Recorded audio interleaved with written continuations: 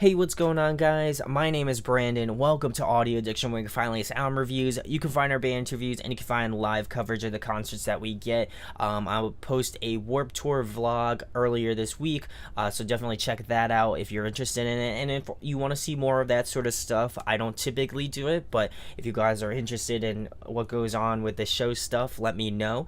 As well as I posted an album review of Trash Boat's newest record, Crown Shyness, so you check that out as well.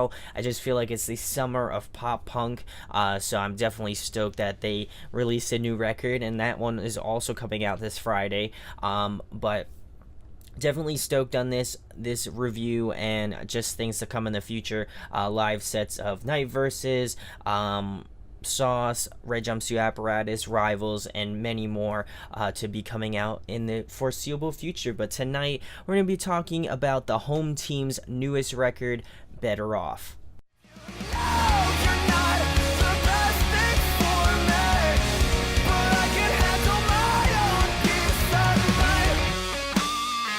So, for those of you who haven't heard about this band, they are a pop punk band from Seattle, Washington. You should definitely go give them a listen. But as well as that, I'll be posting an interview with them that will be going out probably in a week or so, where they talked about a lot of this new record and just kind of the behind the scenes stuff that goes on with this new record. And yeah, it was a super fun interview, and I hopefully you guys enjoy watching it and you'll probably stick around for it. But I'm going to go through each track, give you my thoughts and opinions on it, go through some pros and cons, and then finish it out with an overall rating. So the first track is called Wade In. They had to release a single way far back, which is really cool. It was definitely kind of a surprise to me. There are a few tracks that they had released early on, but this one more notably was like kind of the first single, quote unquote. This was even before they signed to Revival Recordings. But getting back to the track, it has a great pop punk feel to it. The instrumental backings have a lot of similarities to State Champs. I feel like that they were a huge influence on them for sure. It has that sort of State Champs vibe to it. Vocally, I also feel like Brian borrows a lot from Derek as well, but not to the like T. I feel like he has, vocal qualities that are very similar to Derek's. I've always loved his tonality as well. I think is really good. It's just kind of warm and inviting, and I think that just the way that he kind of just tailors his voice to the songs really shows that he's such a great vocalist. The bridge of the song is probably my favorite part of the track. It really breaks it up, and just that little acoustic passage makes it really interesting. I think it's a great opener track. Really kind of gets you an idea of what you can expect from the rest of the record, and what type of sounds you'll be getting from them. So we're gonna move into track number 2, which is Fashion Forward. This one was, I believe, the single that they released when they announced that they signed with Revival, and it was right off the bat one of my favorite tracks. Digging the sort of darker vibes of the track, brought out by the sort of organs and then just the overall layering that they did on this track. It reminds me a lot of sort of older Panic at the Disco, even sort of a little bit of Paramore, like the first couple records like Riot and All We Know Is Falling. It has that sort of era of that sort of style of pop punk or pop rock, I don't know even know what to call it, but that sort of genre of music. The chorus definitely has some really awesome hooks in it. Probably one of my favorite choruses off the record. This track, in comparison to Wade In, I feel like it has Brian's range, it just expands. I feel like he's able to do a little bit more in this track, as well as just he expands into more of that grittier tonality. He's really got that awesome sort of grit, but it doesn't sound like it almost borderline kind of sounds like he's screaming, which is kind of cool. The vocal overdubs really filled the excess space in the track, and I really just dig this one. I think it was one of those singles that stuck out to me tremendously, and I definitely love the sort of edgier vibes brought out in this track. So we're moving into number 3, which is Ageless. This is another single, and is also a favorite of mine as well. It starts off slow with the acoustic guitar and Brian's vocals, but it picks up the energy shortly after that. It doesn't kind of keep you in that acoustic sort of limbo, I would say, at least. Really digging the groove and just the overall swing of the track. It really shows, what their songwriting is and what they're really skilled at. And I know that when they spoke in the interview, they talked about multiple members of the band doing different sort of stuff. So you can kind of hear the influences kind of shift back and forth between the Brian, Dan, Rob, John, and Ryan. I think they all kind of have different things that they, obviously are influenced by, and you can hear in this track and a lot of the tracks off this record. Daniel's drumming is really potent in this track. I feel like it really kind of shines, and he has some really great fills and just kind of rhythmic movement in this track that I feel like would go a little bit unnoticed unless you were a drummer. I thought it was one of the catchiest choruses off the entire record, and I just like the bridge, how it has those sort of parallel vocal lines. I thought it was a really cool vocal touch, and just kind of vocal phrasing as well. I think that this one is a phenomenal track and is out now, so you can definitely go check it out. So we're gonna move into track number 4, which is Jack of All Trades. They had actually released this track already on a previous EP. They did an acoustic version of this, and then this is the kind of regular version of it. And I'm liking the sort of upbeat version of this one in comparison to the acoustic. Obviously, that one is still sort of sentimental to me because I enjoy that song tremendously, but I like how they switched it up in this one. The rhythmic passages in the verses is really cool. I like how it kind of picks up but also slightly slows down in certain points, and I think it's really interesting and maybe something that maybe people won't pick out as much just because it's very subtle, but really enjoyed that. I also like that they changed the vocal patterns as well to reflect more of the upbeat, more fun vibes of the track. I think that they did a solid job in converting it into a more rock track, or maybe vice versa.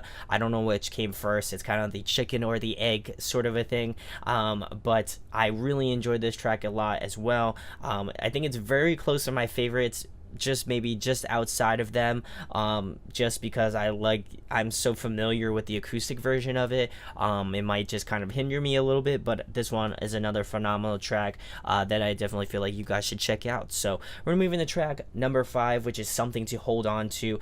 This one is one of my favorites just because it is so different from a lot of the other tracks off of this record. It's a little bit more melodically based, and it plays on more of the sort of strengths that I talked about in previous tracks. The vocals feel really solid in this track. I think really Brian does some awesome vocal melodies and overlays in this track that really just stick out to me in multiple listens of this record. It also has a great groove and a great vibe to it. And they just sound really in tune with each other. I feel like it's the most cohesive track.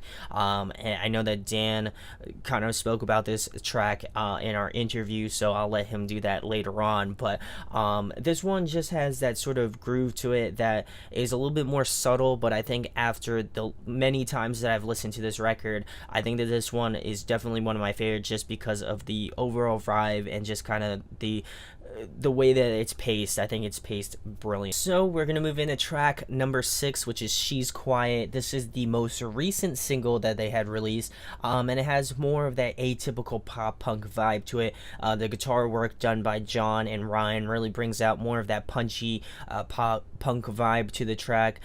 Despite this one not being one of my favorites off the record in its entirety, I dig the overall groove of the track. I think that it very well steers them into that pop punk pool of music. I don't think there's anything particularly that really stands out to me, but I like the structure. I like the songwriting. It just isn't one that particularly grabbed me. So we're gonna move into track number 7, which is Real World. And this one, let me just say, Rob's bass line, that's all I need to say. That's like enough said. I think that Rob's bass line really kind of sticks out in this track. But the instrumentation overall is really solid. It's got this really awesome pop aesthetic to it and groove to it that I was totally not expecting. It feels like almost like a black sheep of the record.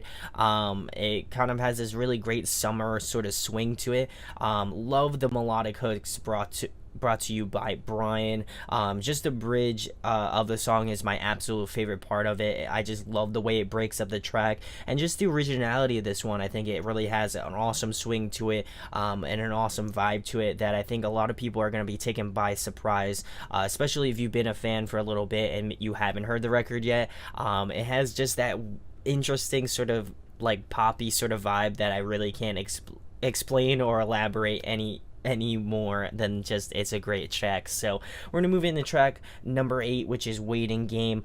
This one has more of a rock leaning to it. It has a really great energy to it, especially after Real World that has more of that sort of lax, chill sort of vibe to it. This one definitely kind of just starts off the gate with a more rock and kind of a more darker direction, kind of mirroring Fashion Forward.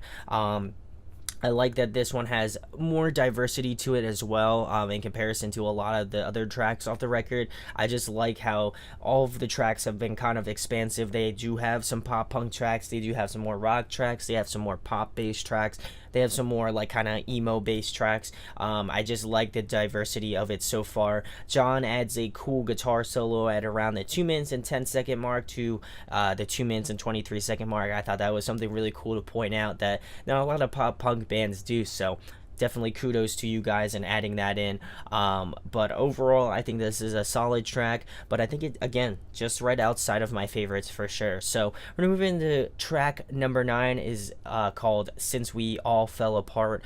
This one is one of my favorites as well, again borrowing a lot from Fashion Forward and that sort of darker sort of emo vibes, and in some cases Brian's vocals have a very similar cadence or pattern to them, much like my personal favorite vocalist Brent Walsh of I the Mighty. But I'm loving the overall vibes of this track. I think it has some older sort of Panic at the Disco vibes as well, and I think this one really shows off and highlights Brian's vocals, as if all the other tracks haven't really. This one definitely shows off his just skill and range and his ability to really kind of create really awesome melodies, but not kind of shy away from maybe like the heavier portions of the track or just more in that sort of darker tonality. I just like the way when they do that sort of thing.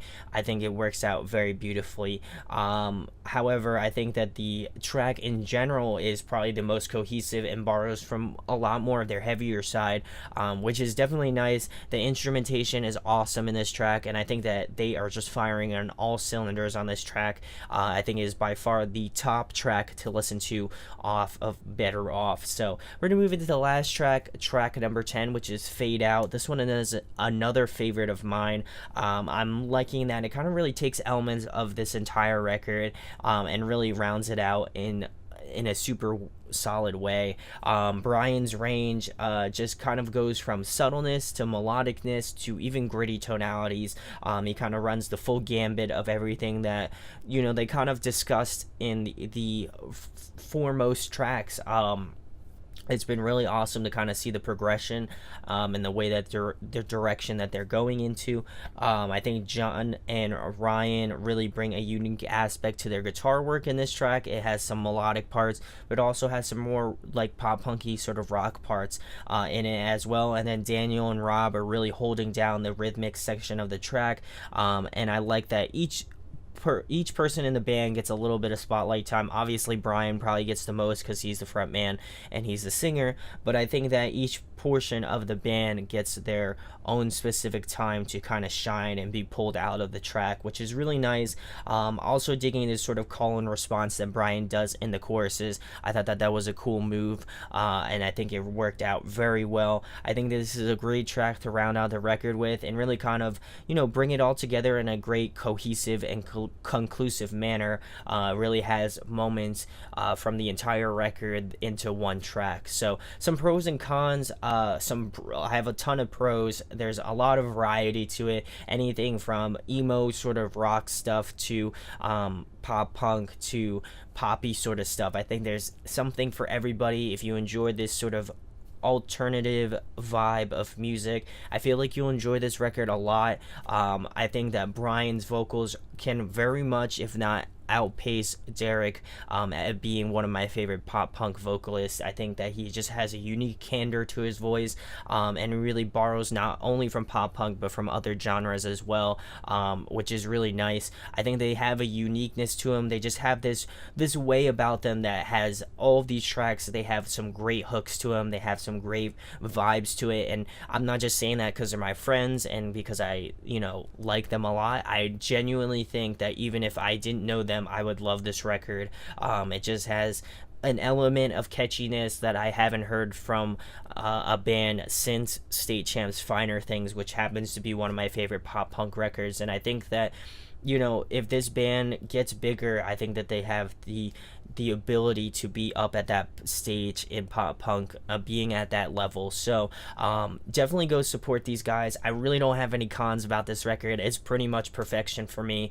I really enjoyed the hell out of it. I can't thank them enough for sending it over to me a little bit early, and I definitely feel like this is a band that is massively underrated, that I feel like you should go give a listen. So my overall rating for the home team's Better Off, I'm going to be giving it a 9.8 out of 10. I think it is phenomenal from front to back. Like I said, if I haven't told you enough, I think that they have a lot of variety to them, and I'm excited to see what they do next. I just feel like they have what it takes to be that next level band, so definitely go support them. Let me know what you think about the tracks so far that have been released, and this album comes out Friday via Revival Recording, so definitely go pick it up. I will leave a link to their merch store, as well as just links to go pre-order the records, because I definitely feel like you should go do so. I know I'm a little bit lax, and I'm gonna go pick it up just so I have it, and I'm super excited to have that in my CD collection that is growing. So definitely go check out this band. Tremendous work from you guys. I can't say how much I back you guys and how much this is such a phenomenal record. So let me know what you think. Like I said, if I didn't already say it, I'm pretty sure I already said it, but if you enjoyed this review, make sure to subscribe, hit that thumbs up, share it around. It really goes a long way. Thank you guys for the tremendous support of this channel. I really honestly cannot put it into words. Really some cool stuff in the works that I can't talk about, but I will be excited to share with you in the coming weeks, months, whatever. So much. So thank you guys so much. My name is Brandon. We hope you got your fix, and we'll be talking with you soon. Peace. Hey guys, hope you enjoyed the video. Thanks for watching. Of course, if you enjoy what we do, make sure to go check out the other series we do. We do album reviews, we do band interviews, and we do live videos, so definitely go check that out. Hit that subscribe button. It really helps out our channel, helps us grow. Make sure to hit that like button as well. Go follow us on social media. That's all down below. We try to keep that as updated as possible. We also made a new website where we'll be posting photos of upcoming concerts and stuff like that, which you can go check out at audioaddictionmedia.com, and come get your fix with us, guys. Talk to you later. Deuces.